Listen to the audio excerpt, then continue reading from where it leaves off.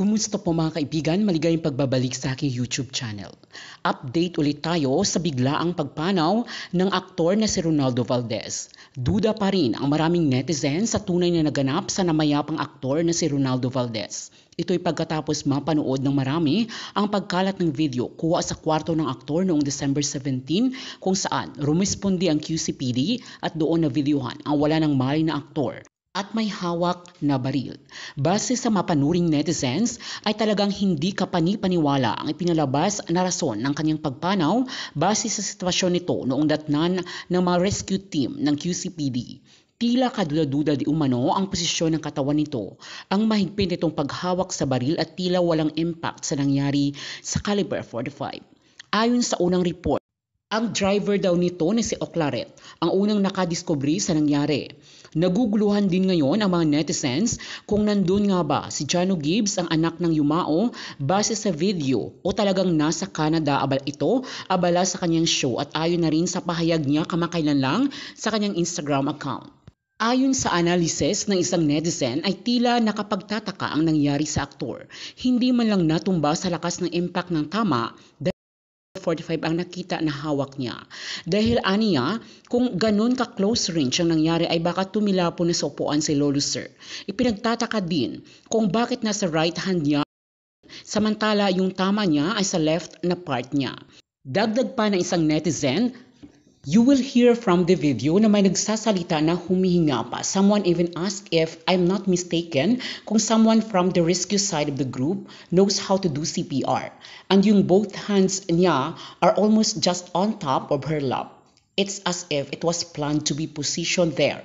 Kaya di ko maiwasan isip-isipin what conspiracy his death had our previous legend actor Lolo Sir. Dito ko pinagtataka to think na sinasabi na nila na siya ang gumawa nun. Pero yung forma ng katawan niya while nakaupo, looks like parang nilagay lang siya doon. The video shows sa kaliwang sentido to point.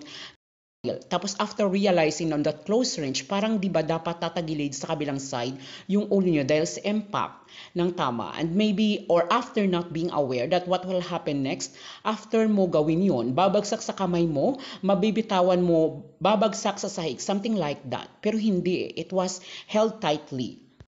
Sabi ng isang netizen, sa buro ni Lolo Sir, wala ka makita bahid na lungkot, puro nakangiti at parang di nagluksa, di halata umiyak sila dahil walang bakas na mugto ang mata. How true left-handed daw si Lolo Sir pero nasa right niya nakahawak. Finally found my people, I thought ako lang yung may doubt sa nangyari kay Lolo Sir. Meron talagang ibang nangyari. Sana may way na mapansin to ni Jay Costora at gamitin ang tarot cards niya para malaman yung totoo. Sabi ng isa, me as a criminology student, nagulat ako kasi yung videographer kinuha without gloves, which is wrong. Given the age he is now, I don't think Ronaldo could possibly hold on to. Nakita ko yung video, di ko lang alam ha, ako lang ba o nagmamalikmata lang? Parang nagsalita pa siya doon sa video.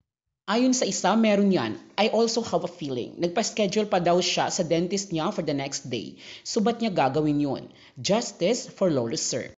Yan ay ilan lamang sa mga komento ngayon ng maraming netizens na nagtataka at nagdududa sa nangyari sa veteranong aktor na si Ronaldo Valdez. Maraming salamat po sa panunood. Abangan lamang ang susunod nating mga updates dito lamang sa aking YouTube channel.